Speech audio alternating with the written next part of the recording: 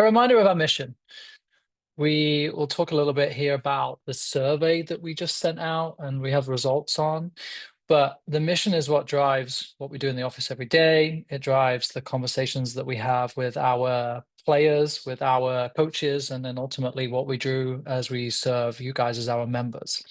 So we want to foster a vibrant, inclusive, and nurturing community around holistic and long-term development of our players. And you'll see as we begin to evolve here and really utilize the feedback that we've received so far, a lot of that is going to direct exactly where we're heading. Today, over 30 dedicated coaches, programs for 5 and up, and of course, thousands of youth that have experienced and also coaches that have experienced the Vikings. This is our Vikings way. We are player-centered. It's all about the game, so reality-based, and then it's about experiential learning and learning by doing. Something that we think is one of the most important things is that our players get the opportunity to have the ball at their feet, get the opportunity to make mistakes, they get the opportunity to learn from those mistakes and be coached through those mistakes. I believe that this is the most important thing for all of our players to be able to develop and to have context into what they are working on when they're working at home or when they are coming to practice and starting to try and apply these new skills that they're working on. Here is the end of season survey. I'll run through. We had a 52% response rate. The club previously had sent out surveys asking kind of how we did, and the typical response rate was between 10 and 20%. So we got 52%. Maybe it was the bombardment of emails that you all received. However, the important thing is that we did get a really good response. Every team was accounted for in the responses. Some teams had lots, some teams didn't have so many, but this is our overall club result. So out of 5, our membership on average is reporting a 4.2. The little black line on there at 4.1 is the Satori standard. So Satori is the company that administered the survey. Across the thousands that they did seasonally, the standard that they received across all of those reporting answers was 4.1. So we're 0.1 ahead of that. I'm pretty happy about that. Same with improvement. Our players generally are reporting 4 out of 5 in terms of improvement. The standard is 3.9. Belonging and commitment. So belonging, again, is very much what it says. It's the belonging to a team. This is a new metric through Satori, so they don't have a standard on that. And the same for commitment. They're not sure about the value of this question. And that question is essentially, there are 7 days in the week. Are you playing for 7 days? Are you playing for 1 day? Where are you at? So we see there that the majority of our players, or the average of our players, is 3, which is right around the prescribed amount that most of our teams are working on. Some teams have a third practice at the higher levels or an optimal third practice, but for the most part, it's 2 practices and a game, or maybe 1 practice and 2 games on the weekend. So that's where we see that 3 to the 4 commitment. Coach NPS is -100 all the way through +100. And again, you see the standard at 27 and we're at a 43, which again, we're really, really happy with. We've never done anything like this before. We only get emails when people say that they love their coach or they don't like their coach. We don't really know what's going on in the middle. And this survey has really helped us to highlight what is going on. And the same for the club standard of 12, and we find ourselves sitting at 38. So first of all, thank you. If you're on this call, there's a good chance that you maybe did also do the survey. If you didn't, I just want to emphasize the value of it. It was just about 2 minutes to answer those sliding scale questions. And then there was context that came into it. And the context really comes into these positives and negatives. So as you see, there's a lot of connection to the coaching staff that we have. We talk about the methodology in the Vikings way, about it being holistic and games-based and experiential. Well, there's a lot of appreciation or satisfaction with that. And the same around team dynamics. But we also are aware that there are negatives. Not everything's perfect. We understand there's some commitment issues and imbalance in teams when we have some players training through winter, as these have been optional programs. Some opt in, some opt out, and therefore the experience is inconsistent. Perhaps the players that you wanted to play with, or the team and the coach that you wanted to play with, just aren't available for whatever reason. We recognize that that's a lot of the negative that we've experienced here.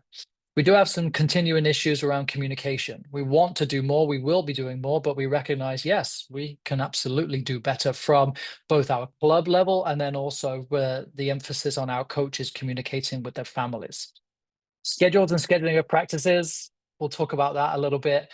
And then the inconsistency of skill development and extra playing opportunities. So some players were able to go and find additional opportunities. Some will go off and find their own thing. And then others are asking, what more can I do? And that's kind of where we're going here.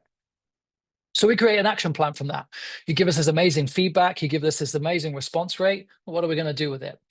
Talk about some handbooks, talk about our communication standards and what's coming from us at the club level that you'll then experience throughout your coaches and through the team level, and then some of the program adjustments and kind of where we're going as a club. First thing that you'll see is team conversations. Call them team conversations. There'll be age group conversations where appropriate, but part of this is going to be holding conversations with you and your team and your coach. We've already discussed most of the coaches on where they think teams should be placed in their divisions for the coming season, any issues that they think they'll foresee in their team, kind of any general feedback that they're starting to get from their players.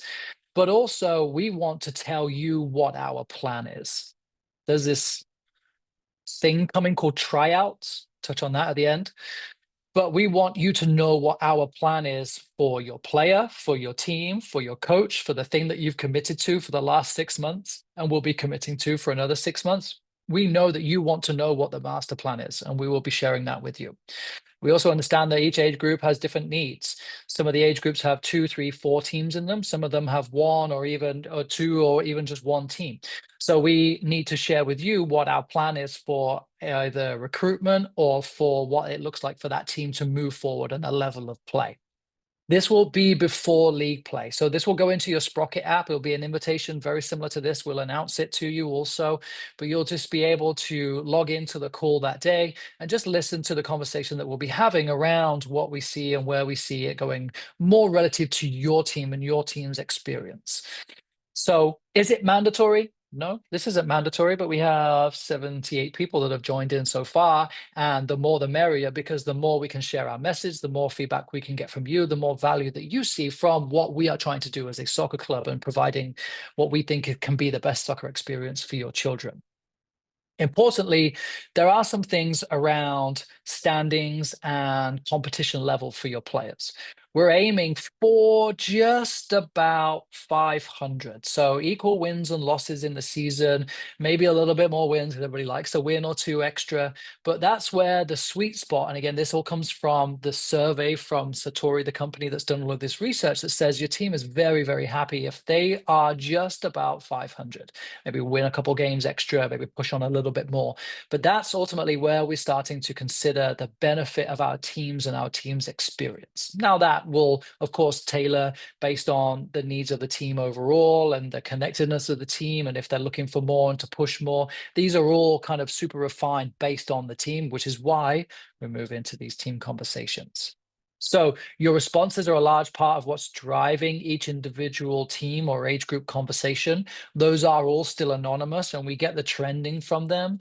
However, this link will be available for you to submit questions. And again, it's anonymous. These are things that we want to be able to answer to you. If you want to put your name on it, you are more than welcome to. But we recognize that anonymous also helps us get a little bit more honest feedback from you. So these are the two handbooks that will be coming.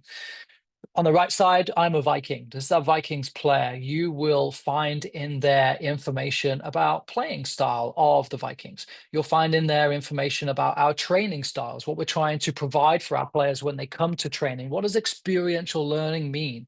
Do our players leave super frustrated because they made a lot of mistakes, or they feel like they didn't really learn much because they were playing the game in ways that maybe we've tailored, but they haven't quite understood it? So a lot of that content is going to go into what it means to be a Viking player.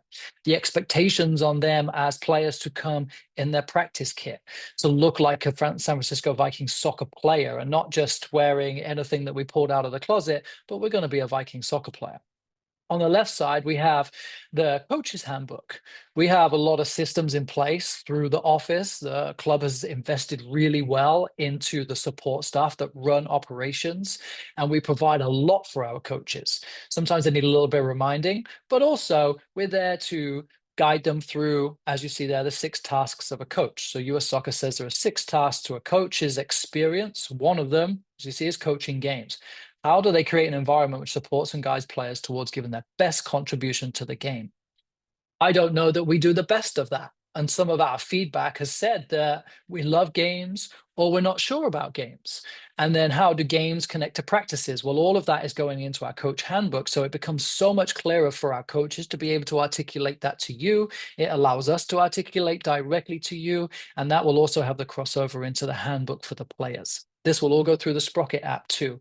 So being able to provide resources for players to not only understand what their soccer experience is in those 3.06 days of commitment to the Vikings, but then also if they're going for 4 or 5 days, whether they're working on their home, whether on their own at home, or it's mom or dad kicking around with them in the park, or they're out with their friends, there will be directives in it also that says this is what our players at this age should be able to do. As a 12-year-old, can you hit the ball across the field? Can you hit the ball in the top corner? Because we all know that scoring goals is pretty fun. These things will be layered into this so that we can give directive to our players who are eager to go and learn a little bit more and to ask questions about what the experiences are for themselves. We recognize much of the feedback, again, has been around, we want a little bit more. We want to be challenged in other ways, perhaps. Now, this is our way of starting to take that feedback and provide a little bit more for you. Some of our programming updates. We have the recreation of moving into 10-month programming. So right now, if you play recreational or upper house soccer, it's seasonal. And then we hit this kind of crazy season between the seasons where we're trying to sign up teams. We're trying to make sure everybody's confirmed or committed. And then inevitably what happens is somebody says, oh, actually, I'm not going to play this season. And then we have a gap that we need to fill. And it really affects not only the commitment, but also the consistency of the team. So when players are signing up into the new soccer year, they'll be able to sign up as a 10-month player. So there's no doubt that they are going to be a Viking committed to the club and to their team for the next 10 months. We also recognize that we do have players leave. I conducted an exit survey, and of the 25% answers, 25% response rate, which is abnormal anyway. But the reason it's abnormal is because all of these players, most of them that responded, are seasonal players. They absolutely love playing with the Vikings. They love their experience, but they're playing another sport in the spring season. They will be back for the following fall. So in tailoring our programming, we'll be able to build programming for those players to still have that really positive experience through summer and fall season. But then we know that that comes to an end in fall season, and we're not hoping that they're still coming back to play and building out a team. So whether you're a 10-month program player or a seasonal program player, there will be a place for you to play. We're revamping our 7v7 program. So U9, U10, this coming year, it will be for 2017 and 2016 born boys and girls. It will be a more formal pool of players versus individual teams. Within that pool will be multiple coaches, and it will have this together feel where the players will have experience with multiple coaches. They'll have experience with all of the players within their group. And then we will be building teams out of that to compete in regional leagues to be able to then go and test ourselves. That 7v7 Academy will be another 10-month program, and it's going to have just about 100 events in it. So we call it an event, whether that's a practice, a game, some form of scrimmage, some sort of play date or tournament. These are all events, and so we're aiming for just about 100 of those. So hours and hours of contact points with the club coaches, with the club in itself, and then also plenty of time to go and actually put this practice into the games.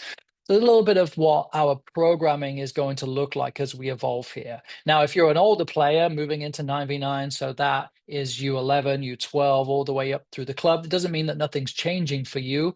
Just means that this newer generation of 7v7 Academy is our attempt to answer some of the concerns around this commitment and consistency, and to be able to provide a base in which the club can continue to grow up. So that's really where we see the future here. We have player wellness. Player wellness is something that we, of course, are really excited about. We have some big names on here. First of all, we are a player first soccer club. So we've been recognized through 6 different areas as being a leader or as being somebody who is clearly caring for the player through all of these development areas, and then health and safety. So as a player first badge, we get to wear that proudly. And I don't know that we've ever told you that. It's on their website now, trying to make more of a bigger point for it. But this was an application process and evidence provided that shows that we are focused on putting our players first. We have a partnership with UCSF. Coming up on February 10th, we have a nutrition and injury prevention seminar. It will be limited. It will come out to you via email. It's a really limited spot to a handful of players. There will be a wait list. We'll invite as many people in as we can. We will also live stream it so you can catch up as we go through it.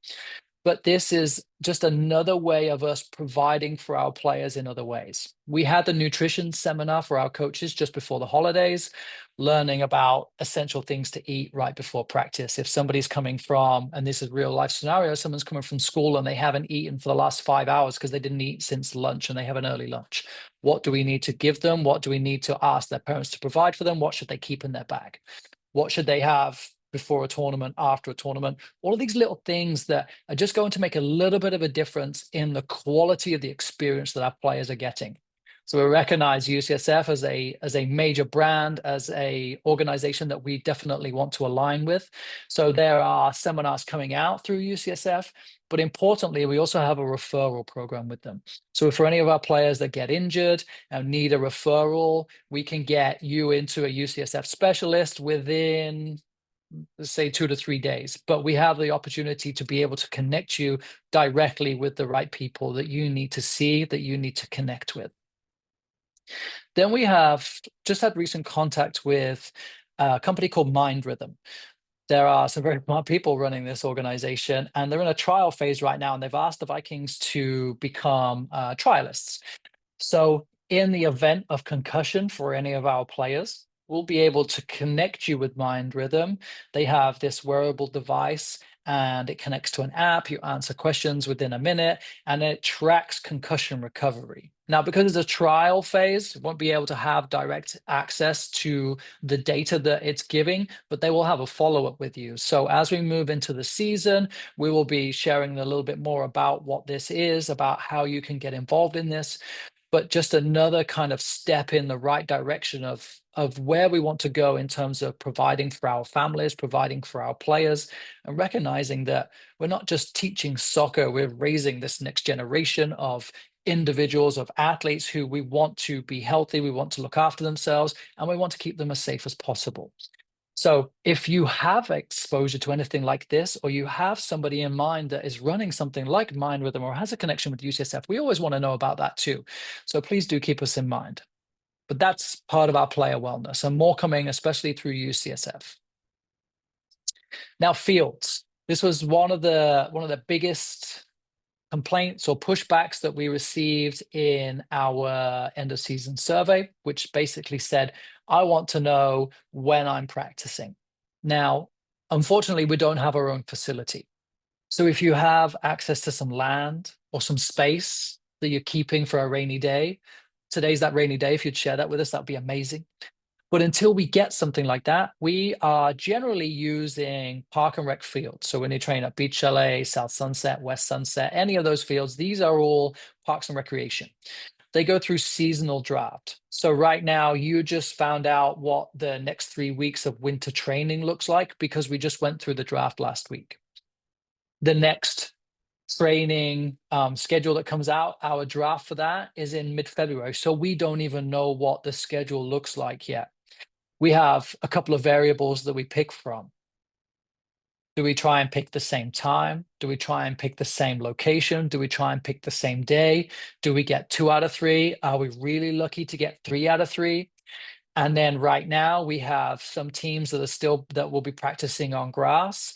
Now, if they start practice at 5 o'clock and it gets dark at 6, or we start at 5:30 and it gets dark at 6:30, our practice times are limited and we have to move around a little bit. So a lot of the field situation is really out of our control. Now, we do our best to coordinate with coaches to identify what the best schedule is. And then as much as possible, we maintain those schedules. But as you may well have seen from the beginning of winter to this final portion of winter, maybe your field has changed, but the time is the same and the day is the same. Or maybe the location and the day is the same, but the time changed by an hour or by 30 minutes. There is, I'm sure, a very good reason for the changes through the Parks and Recreation Department with different sports using the field, different access times, et cetera, et cetera. However, we are at the whim of that. Some of the solutions that we have are Fort Scott. It's a long way away for some people. We don't like going all the way out there, and we understand that. We respect that. But when we are looking at building something like a 7v7 program where we're trying to get all of our teams together, we're trying to provide mentorship for our coaches, we're trying to provide this overall club experience, there will be times where we utilize a facility like Fort Scott. We currently have an application into San Francisco State. They have a turf field that we can use that has been used. We're hoping to be able to get some time on that. But again, we don't know what those hours look like. We just comply with their application dates and send it with a pretty please. And we hope that we get some allocation out there. There are other fields. There are high schools. You'll probably drive past a field tomorrow and think, why can't we just practice there? So any fields like that you have an idea of, let us know. And we'll probably give you an answer on it. But it's really tough. And if you're very familiar with having been in the club for several years, you'll know that it's generally on this side of the city. We're on the west side. We're doing our best to get everybody in consistent schedules, but we do know that it changes. How could we do a better job? I think from the feedback that we've received, a lot of that is just about telling you this. Hey, we won't know until mid-February when we pull the draft. We will be aiming for similar as much as possible. But our promise is that for any serious conflicts, you signed up for winter basketball conflicts now because you didn't know when the winter soccer training was going to be. Well, we will have an alternative for you. It may not be with the team you like, it may not be with the coach you like, but we will guarantee you a place to play. That links into opportunities. We will always be able to provide opportunities. And this is a concerted effort of us and our player development pathway that we want our players to be able to play. The only way you play is providing the opportunity. We will always bring that to you. But that constant limitation of inconsistency. So there's our field situation. Tryouts. That's all we need to say about tryouts. And what I mean by that is you will have a place to play with the Vikings. We guarantee you that. We can't sign you up before tryouts, but we can promise you that there will be a place to play. Tryouts are May, the beginning of May. We'll have lots of information for that. We'll require that you sign up. But prior to that, there will be lots of work that's being done from our coaches, from our director of coaching, Joey, to ensure that we're identifying the players to make sure they're in the right place to play, which for many may just be continuing in the same team. During these team conversations, we have some groups where there are multiple teams in an age group, and we'll be talking about what it looks like for any sort of reshaping within that age group, and then utilizing fields where possible to be able to have our groups training together or having the coaches cross over and be able to train each other's teams, simply because we want to make sure our players are playing in the right place. And that's a lot of what our spring evaluations are going to be for your players. So tryouts are tryouts. They are fear-inducing. If somebody on your team says, I'm not sure what I'm going to do, I think I'm going to look at another club, or I heard such and such is looking at another club, so maybe we should look at another club, or we haven't heard anything from the Vikings. Well, this is our headshot to you that says, we know tryouts are coming. We want to ease this concern, this fear as much as possible by simply letting you know that you will have a place to play with the Vikings. And that's a lot of what our spring season is going to be. That's what a lot of our team conversations are going to be, to ensure that you guys feel the best with the Vikings, that you feel that we are listening to you, we are paying attention, and that we have the best interests of your players. So the San Francisco Vikings tomorrow, it's an evolution of programming tailored to meet the needs of our members. 52% response rate in our survey tells us that our members care. We also had really, really positive results that we want to improve on. It will be consistent and it will be organized soccer for those who want to play the game. Recognize our players are coming into the club as soccer players when they're here. but they may also play other sports. They may also be looking at other things. We have older athletes who are involved in school. We have all sorts of youth soccer players coming from all sorts of backgrounds. So we recognize that the need for consistent and organized play for those players to be the best versions of themselves is essential. And that's exactly what we're committing to for tomorrow. And that's it. That's our town hall for today in January. More information will come to you again through your Sprocket app for these team conversations that will help set us up moving into February, ready for competitions to start in March. And then beyond that, it will be about team formations and communication moving into tryouts, and then the release of information around the summer camp dates coming out. And then, of course, all of our new programming for Future Vikings and then our 7v7 Academy. So I thank you all for joining. You are free to fire any questions at me in the chat. You can simply hang up and I will stop the recording and share this with everybody in the club. So thank you so much.